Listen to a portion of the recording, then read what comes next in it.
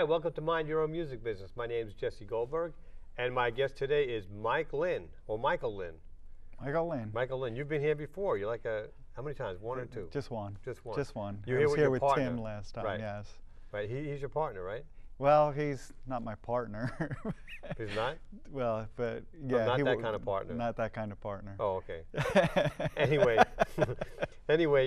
you have this company called New Life Digital Media, which makes CDs. Yes. Actually manufactures CDs. We're actually the only company that manufactures CD in the pretty much the metro area. Right. Almost all of Tennessee. There's a couple on the outskirts, but we're the only people who do it in Middle Tennessee. So before we get to that stuff, and this is the CD in here, I'm shaking up. Before we get to that stuff, let's find out about you now. I met you, you were my stockbroker. I was your stockbroker. I don't know, Right. probably about 1998, 1999. Right, and you had to go through all that stuff, number 7 test or something. What is that? The What is Series 7, the Series 63, options principle. There's numerous tests you have to take because I was the manager of the office there. Right, you used to work for Quick and Riley. Quick and Riley, down on Dederick Street. Right. Did that, worked for Quick and Riley from, I guess, 1992 to 2004. Until they got bought. Until they got bought out by Bank of America. Bank of America had a larger presence here in the Nashville area, so they kind of ate us up, and they already had a manager, so they offered me a different job or 13 months of severance pay, and I opted for the severance pay. Still got it? Would you? So now you're in a new now you're in a new business, right? I am. Now, how did this company come about? It's some kind of a Christian company or something, right? Well, the company was started by the gentleman we were talking about earlier, Tim, and Tim had been a broker in the business, in the CD business. What's a broker in the CD business? He's somebody who doesn't have a factory to work for him. So what he does is he'll go out and get the business, and then bring the business to a factory like us. Oh, okay. And then we'll make the product. He's essentially a middleman. He does all the work, and then he gets compensated. We get compensated. Right, right. Right. It goes that way. So he was a broker. He had the idea to start the business, and he had somebody help him with financing and stuff like that, and the fella ran out of money about a little over a year into the business, which wasn't enough time to get it started. So Tim and I had become friends, and after months of looking at the company, it was in no position financially to continue on. So what happened is he had to put the company into bankruptcy because it was losing so much money. And so what happened was he came to me and said, Mike, I think this is a good model, and blah, blah, blah. I looked at the numbers, I went through everything, and I decided that I would help him out through the bankruptcy period. I became the debtor in possession of the company. And from there, we had to make a lot of changes because the company was bleeding pretty heavily. And when we were able to shed a lot of the debt, and right. We were able to shed some of the payroll and through cuts and things like that, and make the company a lot more leaner. And then we were out for a good part of a year looking for someone to buy us. And what happened was eventually New Life International, which is a Christian company. It's a nonprofit Christian company. They do ministry. They came along and made us a profit arm of that nonprofit business, and they asked me to become the president to continue moving the company through the changes that were ahead of us. And we were able to, through austerity and streamlining and changing a process, getting the right people in place, we were able to I didn't know turn any of the this company. Well, now you do. Wow. It was a long road. It's been a long road. So you weren't originally New Life Digital Media? You were something else? It was another company. It was called Linear Logic, and that's where Tim had started the company. So the New Life, the name of the company that bought you or whatever it was, It's called New Life International. New Life International, and okay. And we are New Life Digital So they have Media. other businesses. They have some real estate holdings and other things that make them money also, yes. All right.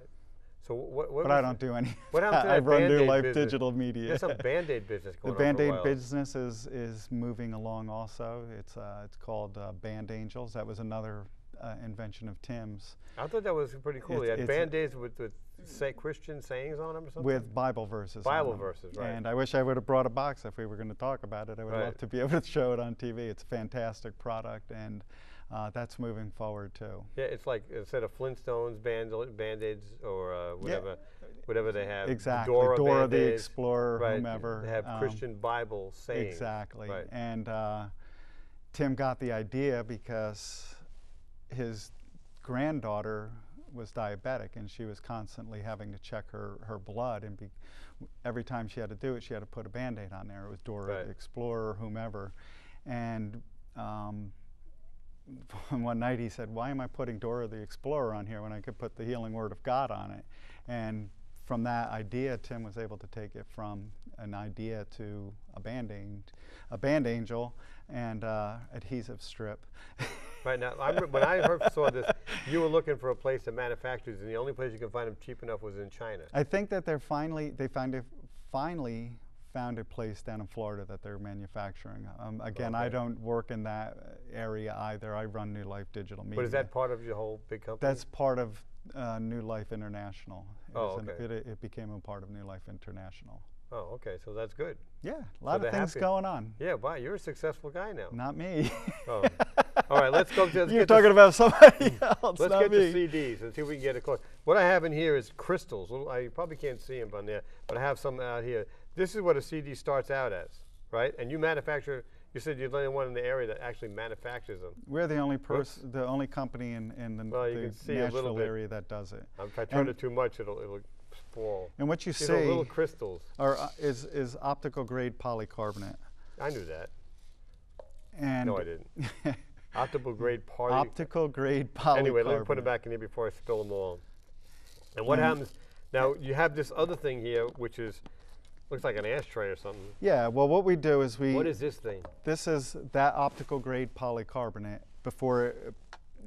Essentially, what happens is I can tell you a little bit about it. When we buy this, we buy this optical grade polycarbonate. We buy it in bags that are 1,760 pounds. Okay.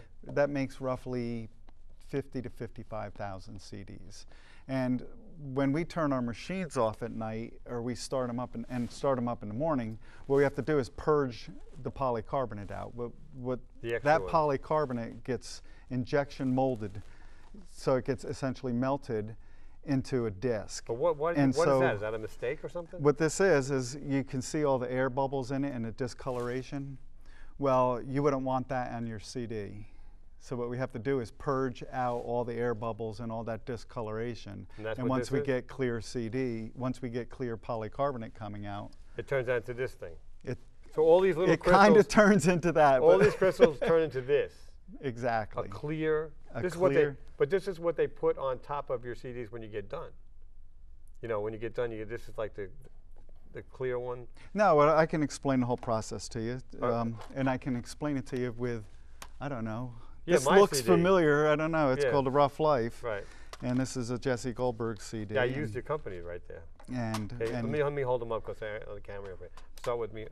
So what this is you gave me a call. You say, hey, Mike. This is what I gave you.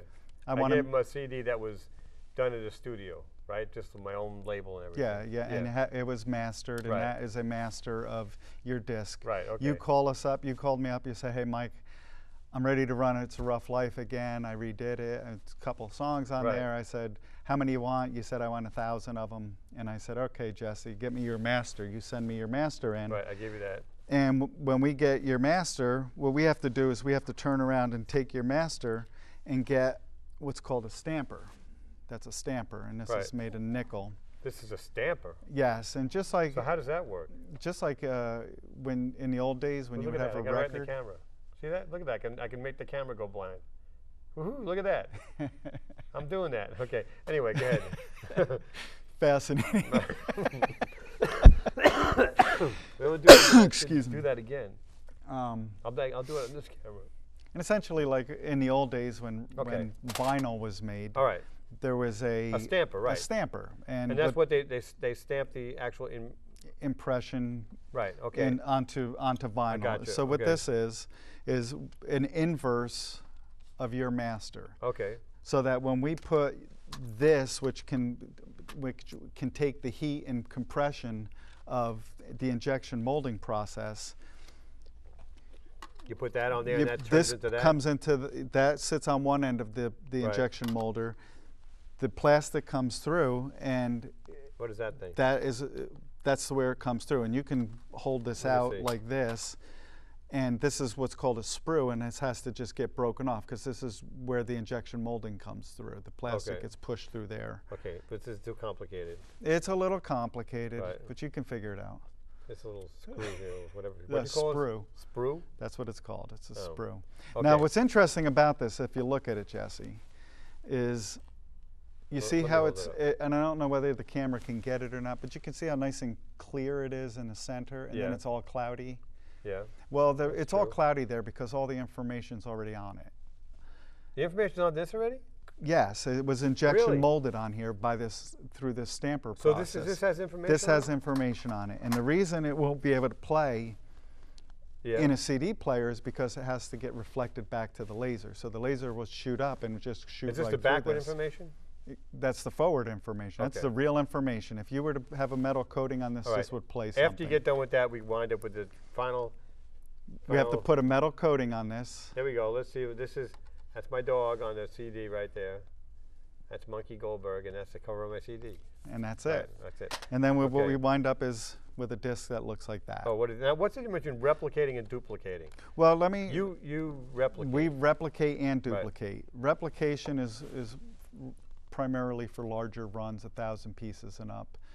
Duplication is primarily for 500 pieces. Well, duplicate stuff I can do on my own computer. Duplication is exactly what you would do on your computer. And replicating, and I know that the replicating one looks kind of silvery, and the duplicated one has a different. What happens on a duplicated disc, or a CDR, as everybody would call them, is that disc is made essentially the same as this disc is made, except what will happen is a CDR will be made, and it'll just have like a record group that starts from the inside that goes out to guide the laser through, so that when you burn it, it will go out from the inside out. The laser will have a guide.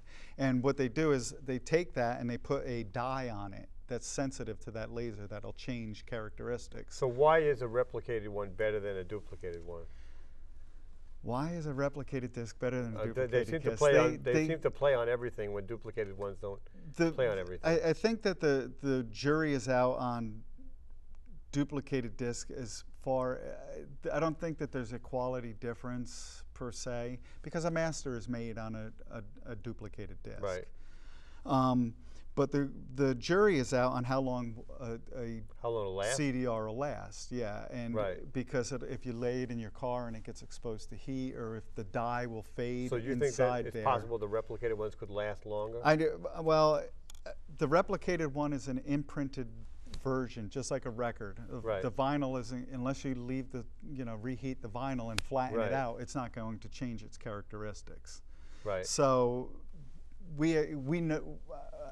I shouldn't say we know, but we know that it should last a lot longer. Right. I think the funny thing that people should really realize is that on a replicated disc, everybody thinks that the bottom side is the critical side, and it is critical because scratches will affect the way the laser shoots and everything. Side that's important? But the top side is the most important side, because what happens is there's pits put into the disc, and they're right on this surface.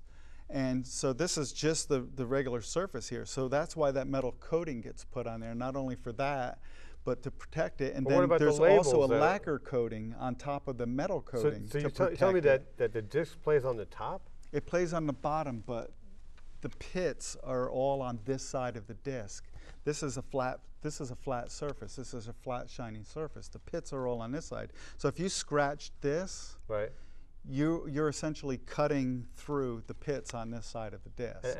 And I don't know what a pit is. What's a pit? There's a pit and a landing, and what happens is just it's digital, and the laser is looking for, just like a record groove, it's looking for ones and zeros and how long the 1 is or the 0 is or whatever. And so it has to be in that sequence in order for it to get. Does the label in any way affect the type of label you put on it? Affect what? No, not at all. Nope, because fact, that metal coating isolates it. So the label kind of would protect it a little bit. A little bit. Right. But if you scratch the side of the disc, right, you can kiss your disc goodbye. All right. Forever. So this side you can. So you're the only company that actually manufactures this in Nashville area? Yes, we are. I mean, I've been in your plant. You have all these big machines that do all these things that get the stuff out and stuff. Yeah, we're the. Now, what are some of the ways people now? Who CD is supposed to be going out, right? So what? Who buys these things now? It's funny, I told you my history here with New Life Digital and the company it was beforehand. I've been doing this now, I guess, a little over 6 years, and back then they were telling me that the life of a CD is going to be between 5 and 7 years. Well, now we're in 6 years, and year over year our business is up 18%. So well, that's better than the GDP of the United States. Yeah, a lot better. But what other way are people going to convey their music? Well, people, I mean, the people who aren't like the Tim McGraws of the world, how. The music industry has changed dramatically, and I'm sure you probably know, and it's going to continue to change. People, the way the business was run before with these long runs from the studios and record labels and things like that, I think probably are going to be more of a thing of the past than the guy that we sell to, who are probably singing in bars, singing in churches, go to fairs, go to events like that, because they need a point of sale item. Well, it's a big markup, because if they can, we're not supposed to mention prices on it, but if they can get a CD package, hold one for like $1 a piece, they're out there selling them for between $10 and $15 a piece. And that's all money in their pocket. Right, that's a big amount. That's correct. And there's no record company or anything else. So that's correct. And there are a lot more even bigger bands are becoming independent, because they don't see the need for the big record labels as much as they used to, and there's still places for them, but with the internet and every other way of being able to advertise and push your product out there. Right. If you just want to make money, if you're out there just to make money, like I know that it used to be, I don't know what it is anymore, but I remember like the break-even point of a major act was like you got to sell 800,000 CDs or something.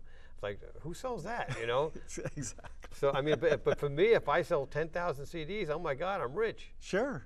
And 10,000 CDs at a $10 profit is $100,000. Exactly. You did good. Right. And these guys don't even make a penny until they sell 800,000. Until they're pushed past it. Right. Yeah. It's a changing model, and the world of music is kind of changing, and it kind of, even with the big stuff. I mean, Best Buy is, if you go into Best Buy, I don't know if I can talk about stores or whatever, but if you go into a store like that, you can see the CD section is getting smaller and smaller, because they have to make up less choice. Well, less choice. They're only keeping the new stuff. It costs money to have space in the store. Blah blah blah. It goes on and on, but it's still a great medium. It's still the best medium from my perspective. Until something else comes along. Until something comes along. Right. And as bandwidth becomes more readily available and better, and you can download good quality files. Well, right now the quality MP3 is worse than the CD quality. It is. It's just compressed, and it's not good at all. Well, and from my perspective, a lot of people nowadays, as the generations get conditioned to listening to earbuds and MP3s and things like that, I think they, when you and I were young, you throw on Pink Floyd, Dark Side of the Moon. I was never young. And you would listen to the whole album all the way through, and through a pretty nice stereo. It was important to just sit and listen. But nowadays, Kids throw in earbuds. They have the computer going, the TV you know, going. You know I sell records, driving. right? And people are still buying vinyl. Vinyl. Vinyl has become very popular. I went into a used CD store the other day, and 3/4 of it was vinyl. Yeah, people are buying it. New and used. Yeah. So I don't know. I don't get the. I don't think vinyl sounds better than CDs, but people tell me it does. There's a warmth to it, but only because you can't hear the different parts. Yeah. I still think CD sound. I mean, growing up on vinyl, you know, with a pain in the butt to every 5 songs turn the record over. Turn the record over. You got the pops and the clicks. You can't listen in the car. To quiet stuff. It's. I mean, there's ways to maintain your records. I can't believe if that you have a lot of money. In this year, we're still having a conversation about vinyl, right? Exactly. But let's go before we run out of time. Let's run into some of these. These are some of the products that you make, like the different kind of things. Other than here's the normal. This is a normal jewel case, right? Yeah, I wanted to bring yours that was in that type of packaging, but I did, and I forgot. But we don't have to show. This is a normal CD jewel case. It opens like this. Knows here's a different configuration where people use. Let me hold it, Mike. Open it up. It has open 2 it up. CDs. Oh, I got There's you make all these, right? I broke it. So don't buy these kind of things. These are the normal ones you see, but you make all these different kinds that anybody would want. Exactly, different types of configurations. I'll fix that later. Okay. Well, what are these things? This thing is what's called as a digipack. A digipack. Yes. Now this has a different kind of cover. I like these better. Is there more people making these or the jewel cases? This is becoming prominent. Actually, even digipacks aren't as popular as they used to be because people are more earth friendly. I guess. And what are they making now? They make it just straight cardboard. So this happens What's to be. What's this called? This is a. What's the difference between a digipack and straight cardboard? This one has the plastic. Oh, the plastic. Okay. Oh, straight cardboard. Straight cardboard all the way across. What did I get? I don't have. I have straight. You have straight cardboard. You have a sleeve. Do you have a wallet? No, you have a wallet because it has the inside. You have to open it. Forget it. It has the inside. That's a 6-panel wallet. I have a 4-panel wallet. This is yes. So this seems like it makes more sense because these always break. The jewel cases always break. There are benefits to this, right? And because they don't break, they're lighter. If you're traveling, it costs less to travel with it. They don't take as much room. There's a lot of benefits to it.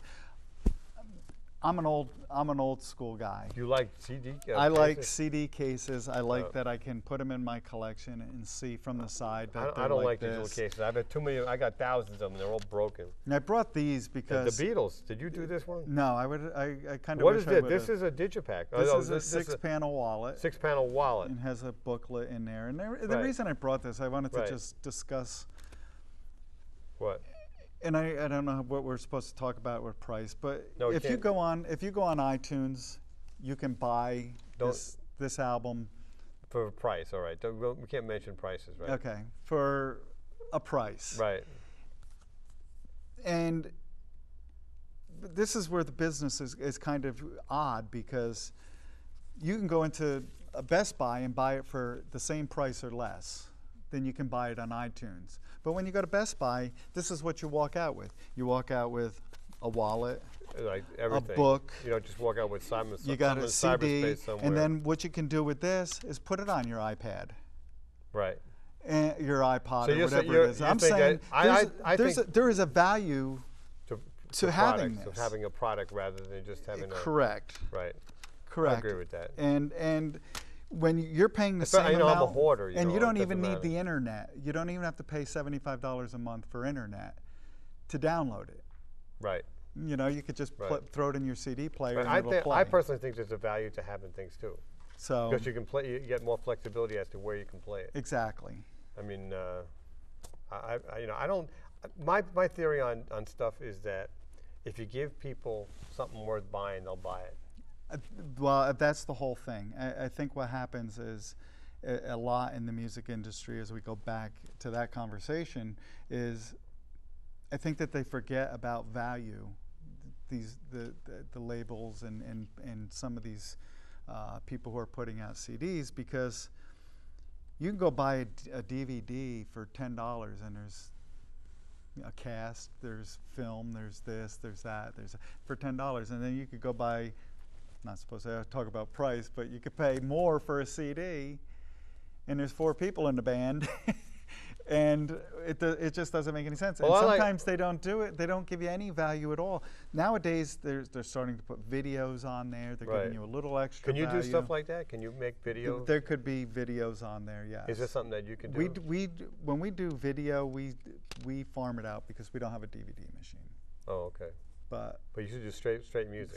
Straight CDs. And are most of your customers people who Pretty independent much. people? Pretty much. You'll see some of our stuff in Cracker Barrel. You'll see some of it in Best Buy and places like that. But a lot of our customers are independent people. And a lot of them are also people who weren't independent and are now.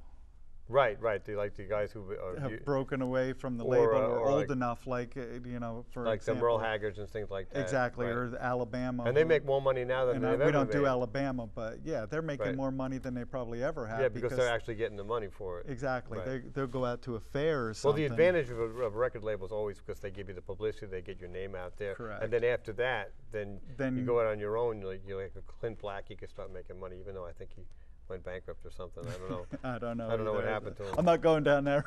Anyway, we're just about out of time. That was easy. There's something here. This is something. This is a, and I hope there's something in here. I don't know if there is or not. But what is it? You tell what it is it's just a different type of innovative packaging that one of the guys in our office came up with. Wow, this is really cheap. And this is just a thing and a. We just put this in there to bring it to a show. You know what else? It does, but what this does, the advantage of this is you say it's cheap, but what it does is it gives you 4 panels. Right, Mike. We got to get going. Now, let me just say that when I used you once, and I just got a spindle of CDs. We can do I just called a bulk CDs. Yeah, and just then bulk you can CDs. do it yourself. I'll do whatever I want.